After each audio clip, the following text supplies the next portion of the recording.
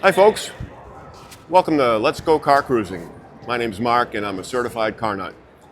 I am out here in a sea of fantastic fiberglass this morning at the NCRS, that's the National Corvette Restorer Society, the Northeast Regional Judging Meet. So we're going to see the best of the best today. Thanks for watching. I appreciate it. Your positive comments and handshakes out in the crowd are just very, very humbling. I'm having a blast doing this. Thanks for watching. Hit the like and subscribe button for me. Ring the notification bell so you get notified of some of the videos I'm going to put up, because we're going to be going at it fast and furious. It's really show season here now, folks, and I'm having a blast doing this, and let's get to it. All right, we're going to start off with this bad boy here.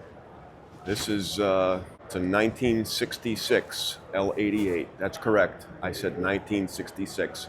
It's a developmental car, and was sold to Roger Penske Chevrolet and campaigned by him as one of the first, I think maybe the first L88 Corvette built in history. They came out in regular production, somewhat regular production, in 1967.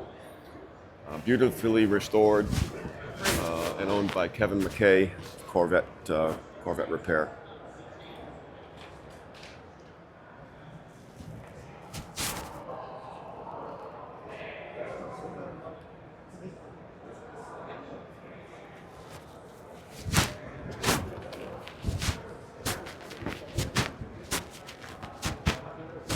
Oh yeah.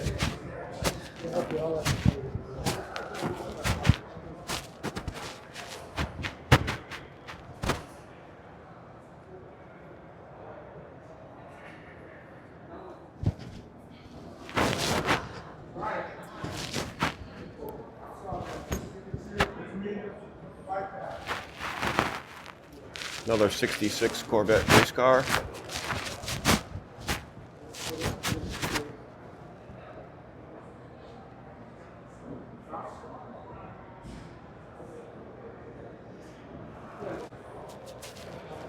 Beautiful car. Here's a 63 Corvette Yenko Sebring Racer, and it was driven by Don Yenko and John Bushell back in the day. Beautifully restored 63 Corvette, and they raced them back in the day, folks. What a beautiful car. And another Corvette, 63 Corvette Gulf 1 they call it, and it's got the Gulf Racing livery, and this is how they raced them back in the day, folks. Beautiful, beautiful cars. Parts of history, very important history. And this is rare to see one of these cars alone, never mind two in one place. The number 3 and the number 1, 1960 Corvettes, campaigned by Briggs Cunningham at the Le Mans race in 1960. Absolute Corvette royalty here, folks. Beautiful cars and history. I drive a 60 quite often, and I can't imagine driving it fast, but that's what they did back in the day, folks. It was amazing, and they did well. It's a 1957 Fuelie. Sebring Racer. Go fast. Put the tie-down straps for the hood. I guess that was going to make sure it didn't come open, huh? Beautiful car. Brilliantly restored. Very historic 56 Corvette SR2. Was a prototype, experimental car, a lot of custom touches. Very historic car, Sebring Racer. A little bit longer than a stock Corvette. Special chassis, I'm sure. And really neat car. My eyes are going to be bugging out of my head by the time the day's over here, folks. Corvette royalty. All right, folks, we're here with Erwin Croys, and he's going to tell us more, because I don't know enough. I know enough to be dangerous about the car, but I don't know enough about it, Erwin. And thank you very much for taking the time to say hello and tell us about the car. Sure. Well, it's a 1956 Corvette that was on the way to another customer, and there was here Harley Earl, who was head of design. Correct. For General Motors. Son Jerome was racing a Ferrari at the time. Okay. This is in 1956. Right. And one day, the top brass came up to Harley and said, it doesn't look right that Jerome is racing a Ferrari. He should be racing a Corvette. Okay. So he runs to Jerome and says, look, we have to sell your Ferrari, but if we do, I will build you a special Corvette racer. Okay. And that's this car right now. Right. So the there is SR2. almost nothing production about this car. Well, it was originally on the production line, Okay. moving along. But Right. they took the car off and brought it to the design crew Okay. with him. And that's where they developed the SR2. That's here now. Wow, that's incredible. Yeah. It's a very important piece of history to me as a car guy and as a Corvette guy. I've seen it occasionally in a couple places and all over in the magazines, but yes. it's awesome to see it in person. Yeah. So, 56, they didn't have a fuel-injected motor. No, they didn't. But they had the idea of it. Okay. For down the road for right. You know. Okay. So is this? It appears that it's longer than a production car. Yeah. What they did here was from over the wheel well forward, they extended it around 15 inches. Okay. To get more aerodynamics out of the front. Right, okay. Because the Corvettes usually front goes straight up and down. Right. You get going fast and the front end wants to come up off the ground because you got more air going under it. Right, exactly. That's not fun. No. And there were many other things that were done to the car. It was that wound up to be a 331 cubic inch motor put in here with a dual carburetor, injected carburetors. Okay. And it runs great, all good. The car raced through about 4 or 5 racers. Okay. And the car never was wrecked or crashed or anything. Which is rare for a race car. Very rare. Yeah. Very rare. And it went on. There was many things to the car. These were actually working. Functional, okay. Totally functional. They're coming out in here, going into here, and if you can see, air comes out of here, through the door, through here, and through here, and to cool off the rear brakes. The rear brakes. Because I was wondering how it got from there to here. Right. Okay. That's how you do it. That's amazing. So was this car always known, or was it found in a different form and then restored, or? Well, a friend of mine who actually I bought the car from, found it in a car for sale newspaper. Yeah. And it sold for $2,300. Okay. Back then. Yeah. He bought it, bought it to strictly vintage racing. Okay. So he vintage raced it, and he got older, and about at 85 years old, he decided to sell the car because he didn't, if anything happened, he didn't want his wife involved to have any problems with. Sure. So he called me, and I knew the car, and I bought it. And that Awesome. was about 10 years ago. Terrific. Around there. Yeah. And this is all Harley's idea. Yes. The car has a 32-gallon gas tank in it. Oh, okay. That goes through here. Oh, and the filler's up here. Okay. The filler's up here, and the thing's there. Part of a roll? Is that like part of a roll bar? Okay. Yeah, that's a roll bar. I suppose it would have done a little bit for you, not a whole heck of a lot. But right, that's for sure. Fortunately, it never needed to be tested. Exactly. And the rear hinge trunk, I don't think I'd ever...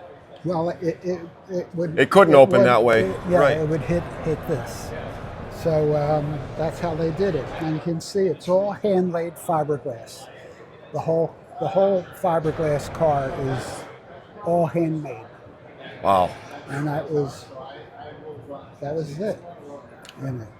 Well, thank you very much for taking the time, Erwin. I appreciate it, and I'm having a blast going out and talking to people and learning the stories of their cars. My pleasure. Thank you very much again. Nice Great to see you. Too. Take care. More Corvette race cars. The 66 Yenko car. Best photo service.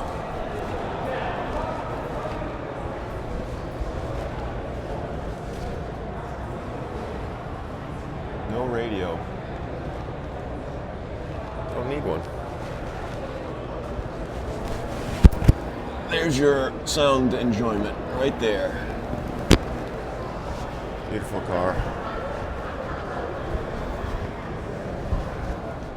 67 Corvette factory L88 car. That is a monster.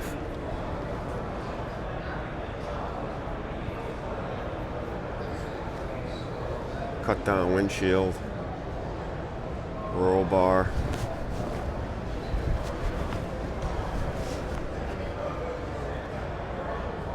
The radio there, folks. The extra gauges to monitor what's going on. Like the rear view mirror. See who you just passed. Beautifully restored car.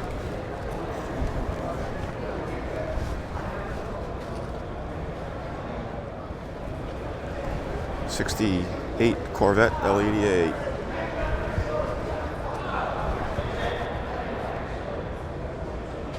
Another factory L88 Corvette Sunray DX Racer, number 3 and number 2. Beautiful cars. History. Gotta admit, I'm kind of geeking out over all these cars, folks. Being a Corvette guy.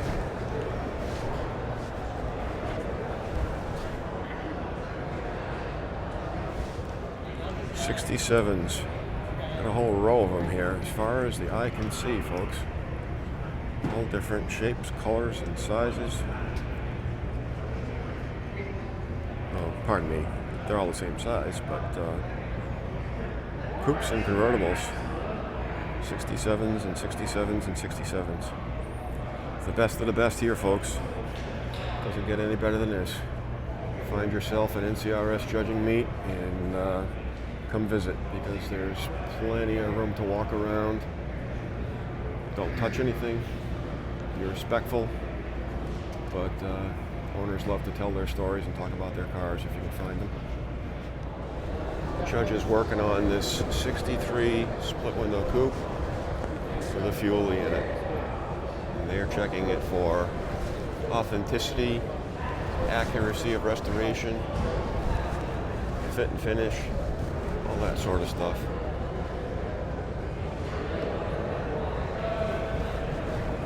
Some tools.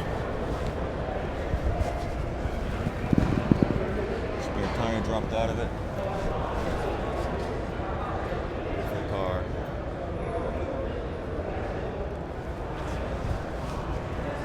A little bit of a custom 58 here, folks. Look at those wheels. Isn't that awesome? It's a copy of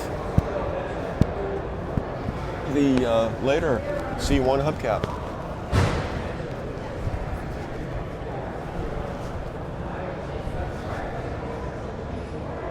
It's a Resto-mod, but man, I bet it's fun.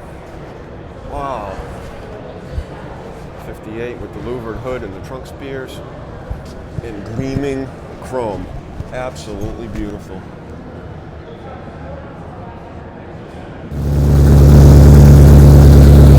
Off-road here, folks.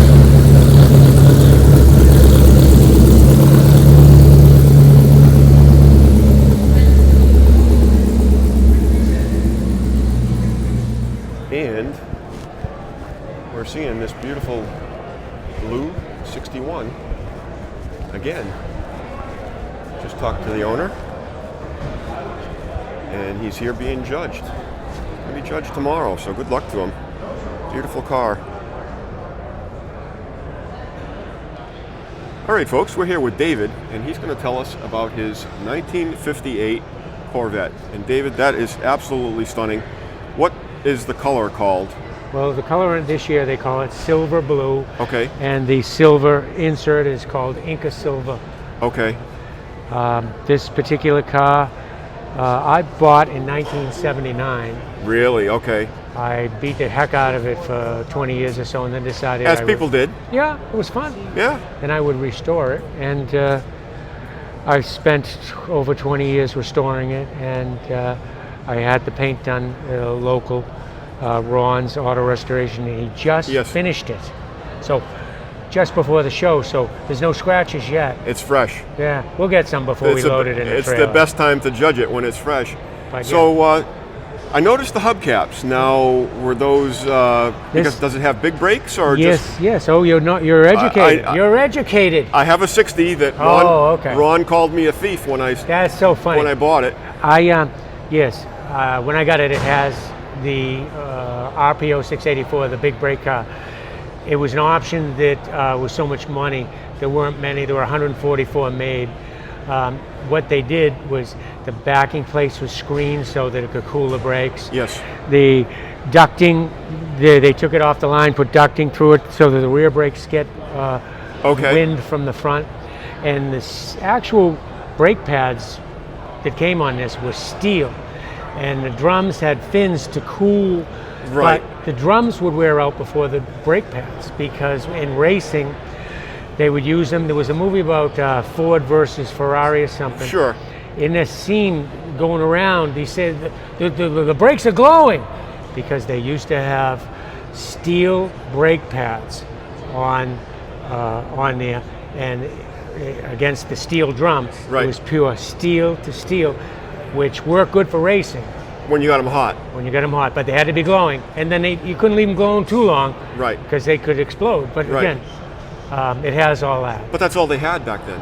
Yeah, for the race. That was top technology back then. Sure. Steel against steel. But again, anyway, luckily, I still own it, and it seems to have been well liked by the judges. I'll find out at the awards banquet. But, okay. But I think it probably did okay. You know? Terrific. Yeah. Well, thanks for sharing, David. I appreciate your time, and I love telling the stories, and it appears to me, being a new channel, that people enjoy hearing the stories. Yeah, so. And I'll have to check it out. You gave me the card. I'm definitely going to check it out, and I will tell a couple other people. And again, absolutely. Sorry that I chatted on, but car guys do that. It happens. It happens. I understand. But again, thank you very much. Thank you very much. Another beautiful split window coupe, 63, knockoff wheels. Not sure what they call the color. It's a silvery blue color, but it is stunning. And that's pretty much what you see here at an NCRS show, folks.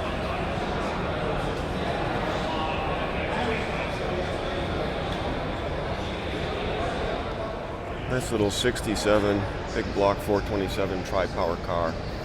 This one, folks, is all original. Doesn't look like it's ever been touched. Original paint, cracking, but presentable. Very nice original interior. And again, the paint on it. They're only original once, folks. And yeah, I would geek out over a car like that because that's really pretty.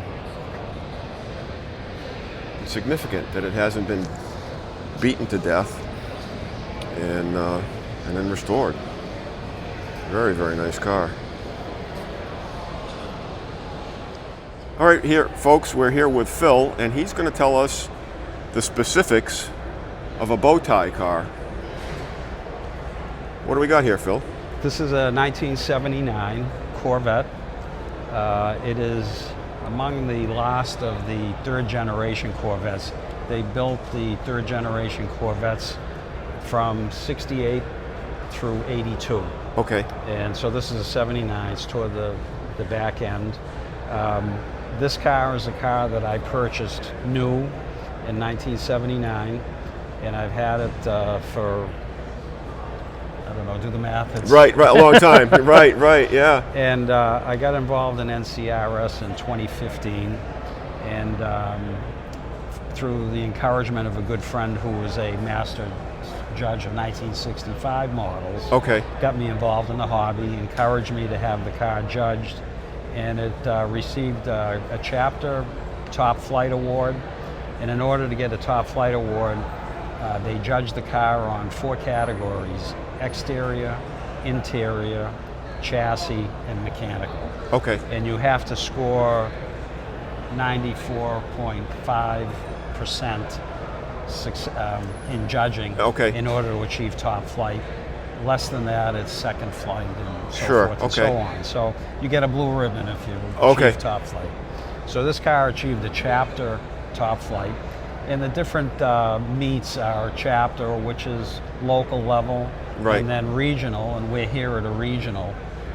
This is a very large regional with almost 100 cars, which is Okay. unusual. Right. Nationals, depending upon what part of the country they're in, and they vary from East Coast to central part of the country to West Coast, you have anywhere from 150 to 200 cars. Typically. Wow. So with 100 cars... And the best of the best. Yes. Right. Yes. And there's some really nice examples here. I'm like drooling, trying not to get drool on anyone's fender. But anyway, because the car is very original, it's only got 17,000 original miles. Wow. It did well in judging because it's virtually untouched. Right. And NCRS has a special survivor award Okay. called the bow tie. And that refers to the Chevy symbol, the Chevy emblem, Right, okay. which looks like a bow tie. Mhm. And so this car was assessed and determined that it qualified to be judged for bow tie. Okay. And it went through the judging process, and it's more in-depth and thorough than regular flight judging. Sure. Okay. And so last July, we took the car out to French Lick, Indiana, which was the location of the... Larry Bird's hometown. Yes, it was. It still is, I guess. Yeah, exactly. The 2023 NCRS National. And the car successfully achieved 4 stars, which means that it passed exterior, interior, chassis, and mechanical. And I think if I remember correctly, it has to meet 80% originality in each of those Okay. categories. Sure. And if it does, then it gets the star. And so I have 4 stars, and there's a 5th star that I will receive after I've brought the car to be displayed at a national or regional event. Okay. So this is and a chapter event as well. So this is my second of 4 to meet the requirement. Okay. And then I'll bring the car to a national after I've met the 4 displays. Right. And the reason for that is it's a teaching tool. Absolutely. People come, they want to see... They're only original once. Yeah, they want to see what an original car looks like. So it's here for them to do that. So once I meet the 4 display requirement, I'll bring the car to a national, and they'll give me the 5th star, so that the 5th star will go right in the middle. Right in the middle, and you'll be all set. I'll be all set. Well, that's amazing. Well, thank you very much, Phil. I appreciate your time and sharing the car and explaining, because I mean, I've been around Corvettes since 1996. I've been a fan of cars since I was a kid. Before I could read the words, I was flipping through the pages of a Hot Rod magazine, looking at the pictures.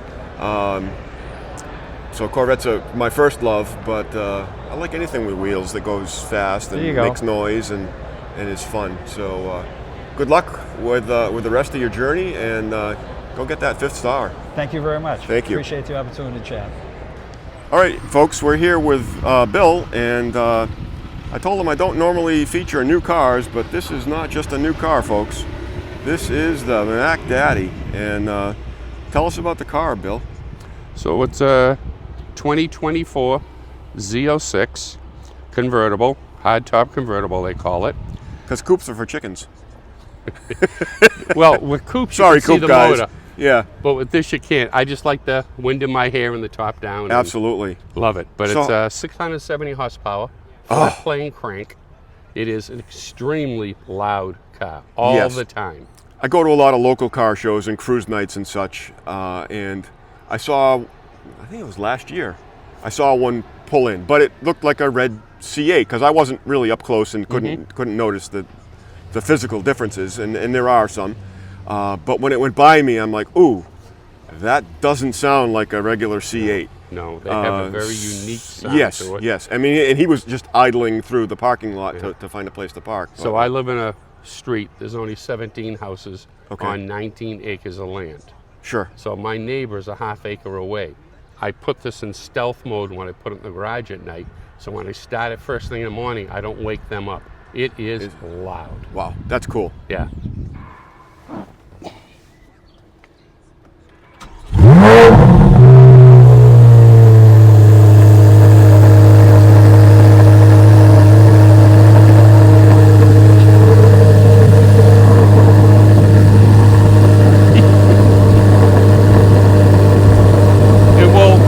Quiet down when the valves start opening and it warms up a little bit.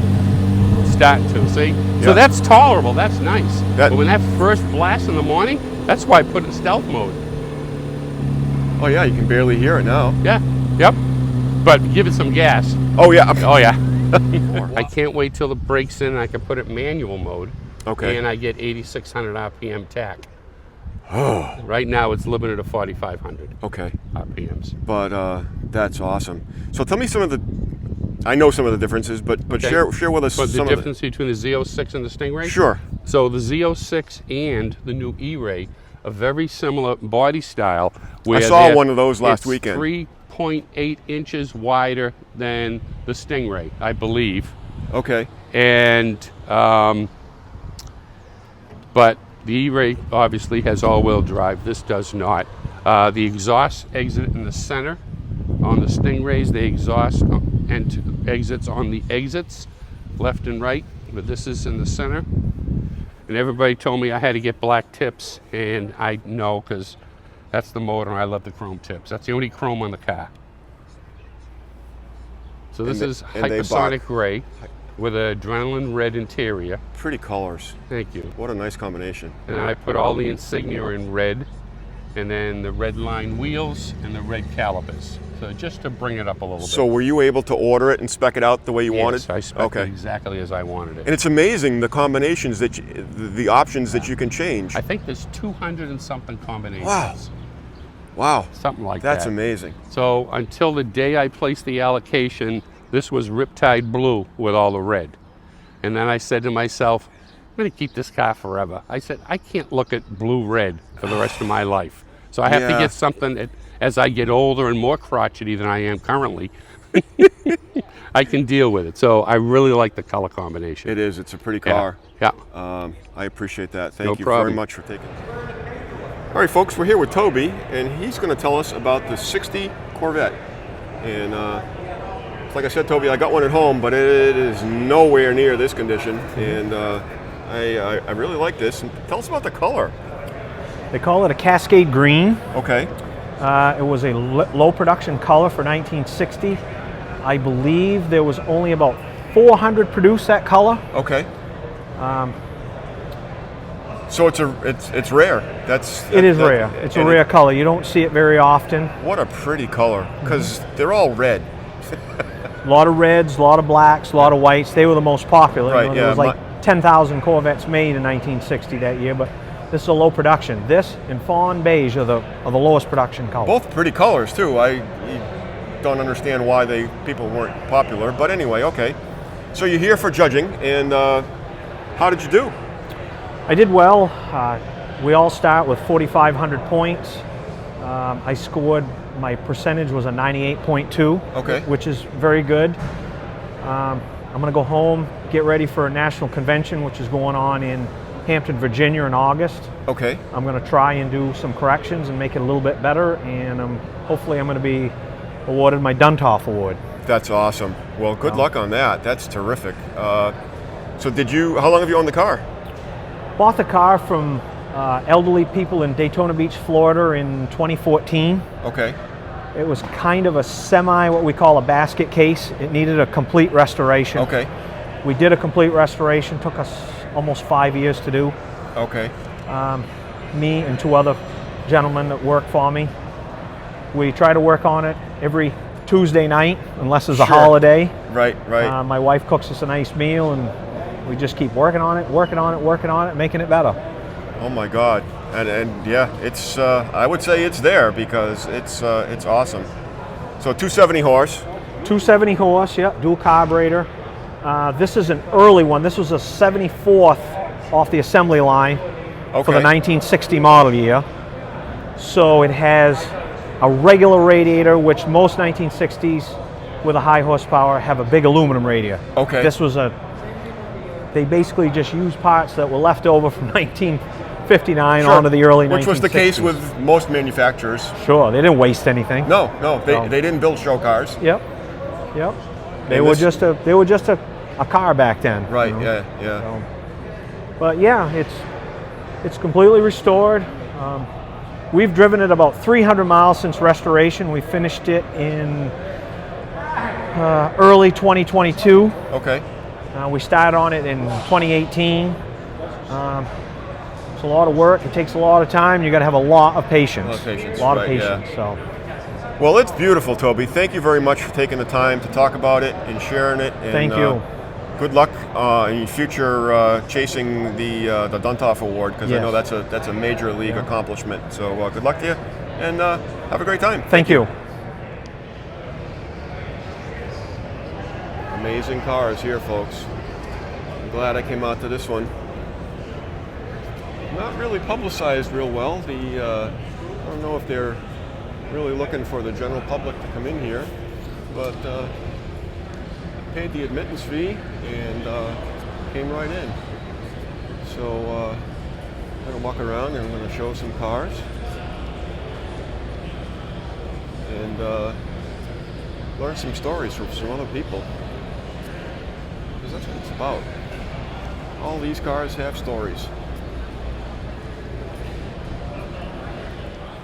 Okay, folks, if you're a Corvette guy, or a car guy in general, you should appreciate a car like this.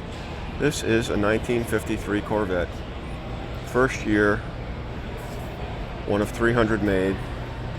This is the start of it all, and this is absolutely stunning. Difficult cars to restore. As a 53, they were hand assembled, and each one is just a little bit different than the other. So that kind of makes them difficult to restore accurately, because they were all a little different. But it's stunning. 6-cylinder, 3 side draft carburetors, and exhaust pipes out the rear.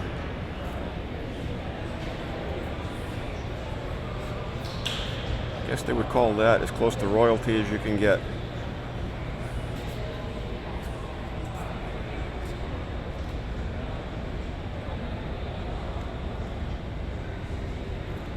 Two-speed power glide automatic transmission, and that was it.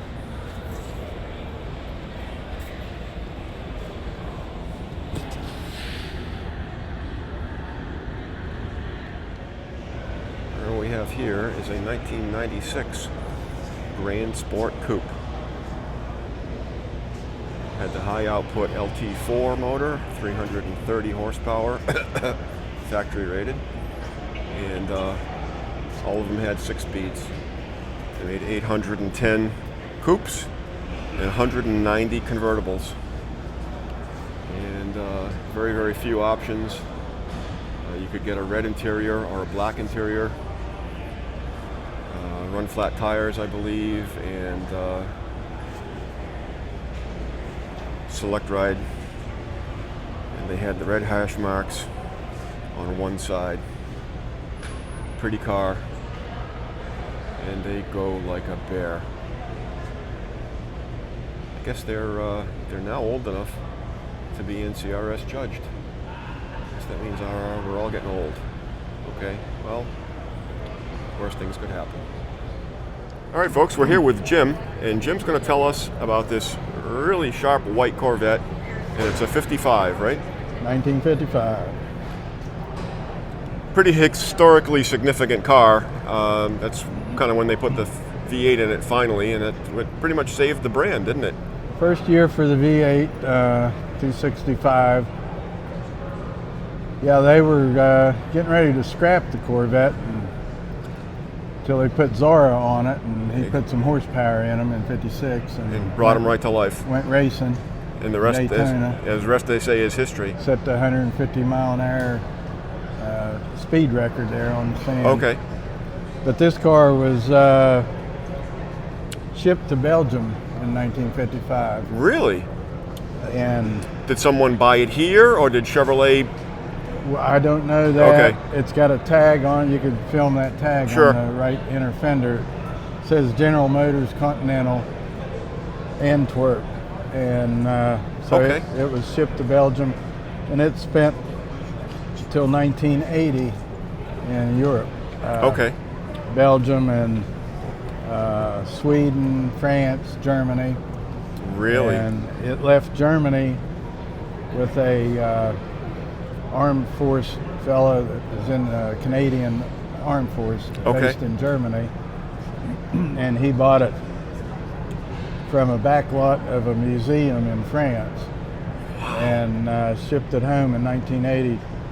And he kept it a few years, and then he sold it to a dealer, used car dealer in Nova Scotia. Okay. And that fella kept it a few years, and then he brought it down to Carlisle Fairgrounds to sell it. Okay. And I bought it from him there. Okay. So What kind of shape was it in then? it was a driver. Yeah. You know, it had about 3 paint jobs on it, and it was just a driver condition. Okay. You know. But it was there. Yeah, it was all together. Yeah. Ran. I drove it 100 miles right after I bought it to a show, and so I put 200 miles on, 100 there and back. So we bought it at Carlisle in 1993. Okay. So we've had it 30 years. Awesome.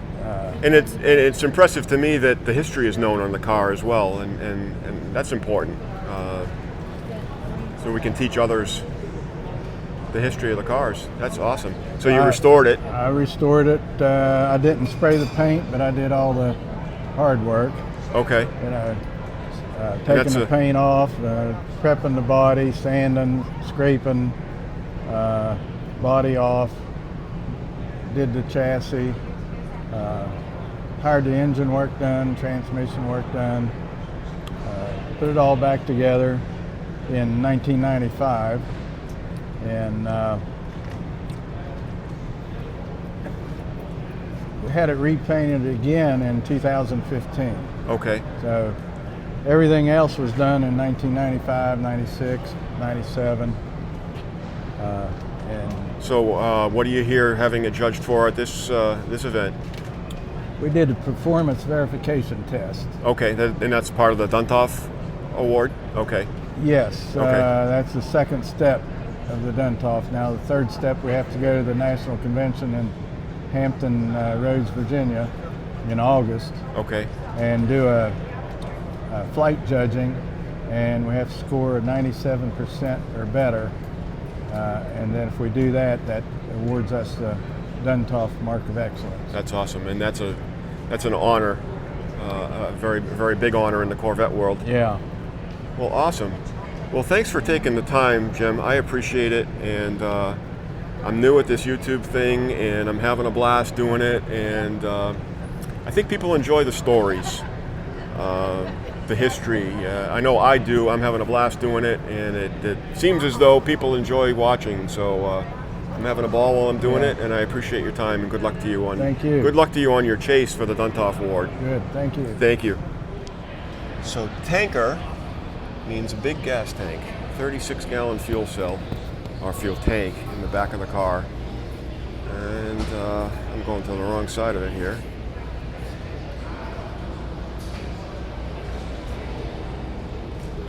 There's the engine. 350 horse. Power brakes. Pretty car. So they say the rear deck, the rear compartment, oh, you can see the filler, which you would not see in a normal size gas tank car. But the rear deck is actually up higher to accommodate a 36-gallon fuel tank. So you didn't have to pit as much when you were racing the car. And here's the window sticker as it came. Total cash and prizes. Isn't that amazing? A lot of options on this one. High option car. Wow. So the red one's a 66. Blue one's a 65. And the easiest way to tell a 65 is it does not have a Stingray emblem, Corvette Stingray emblem on the hood. The 66 does. I believe they call this one Nassau Blue. It's also a tanker, a sea tanker. Wow. Another high option car. Nassau Blue. White interior. Blue dash. And here's a little bit better picture. You can see a little bit better stickers on it, jacking instructions, and the fuel filler that goes down into the big tank, and air conditioned. Amazing car.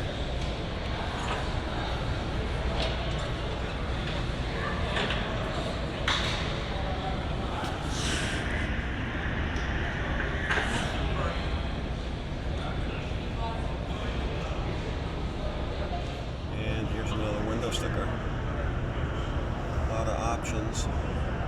$59.08 and 70 cents.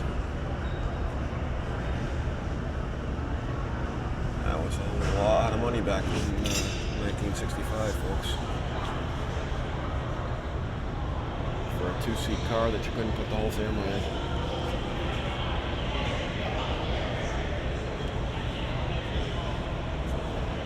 '65s also have these vents, but the 66 didn't on the Coupes. Here's a Fuelie from a 63 split window coupe. And I'll tell you folks, if that ain't cool, nothing is.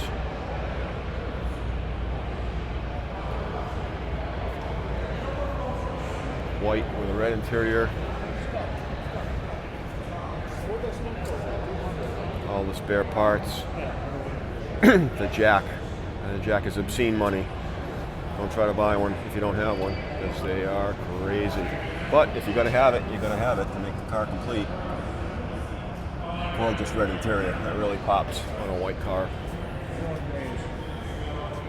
All right, folks, we're here with Victor, and he's going to tell us about his green 67 Coupe, because it's in a line of 67s. I can tell it's a 67. That's right. It's a 1967 Goodwood green saddle interior, 327, 300 horse motor on it. Okay. Recently restored. It looks fresh. It is, brand new. So how long have you had it? 43 years. Wow. Yeah, I'm the third owner. That's a great story. Yeah, bought it on Long Island from the second owner back in 1981. And you've kept it? Kept it, drove it for 7 or 8 years, and then had put it in storage for the winter, and then met a girl and ended up getting married and ended up having kids. And life happens. And the car never came out again till 4 years ago when I decided to get it restored. Get it restored.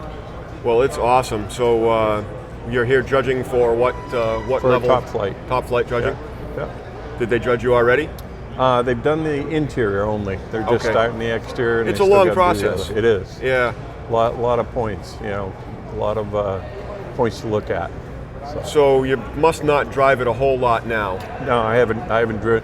Furthest I've driven this car in 40 years was to get out of the trailer out there and drive it in here. Okay. So I haven't actually taken ownership of it yet from the restoration shop. Ah, I just see. finished it up.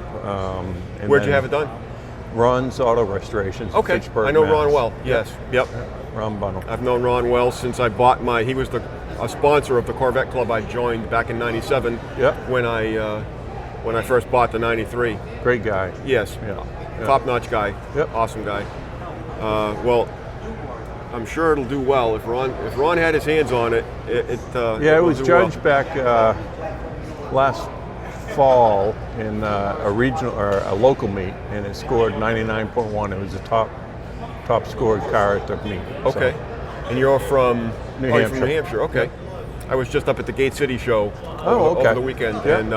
and that's who a friend I saw there that I hadn't seen for a while told me about this show, and I'd been to one here before, but it's not really publicly known Right. of this show. So Yeah, not unless you're a Corvette enthusiast. exactly. Yeah. So I'm hoping that my small but growing audience will enjoy this and learn something like I've learned today Yep. from talking to people. A lot of beautiful cars here Oh, this weekend. I'm trying not to drool on Incredible. anyone's fender. This is the largest collection of Corvette racing cars ever assembled in one place Okay.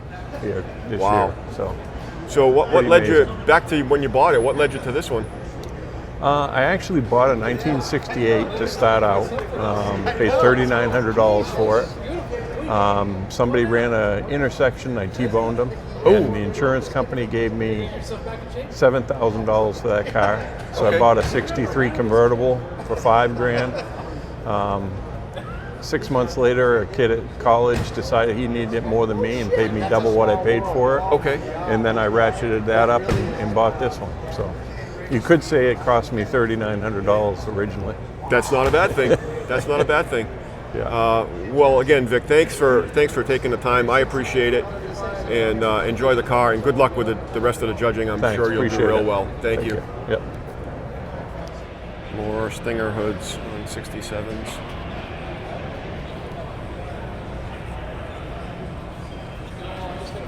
Get the flashlights out on this one. Looks like they're judging.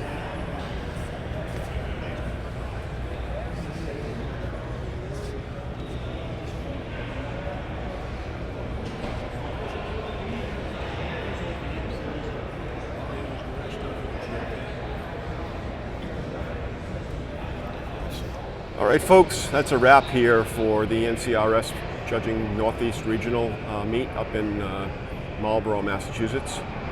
And I need something to drink because my saliva is gone. Hopefully didn't get it all over people's fenders because there is just absolute full of stunning cars.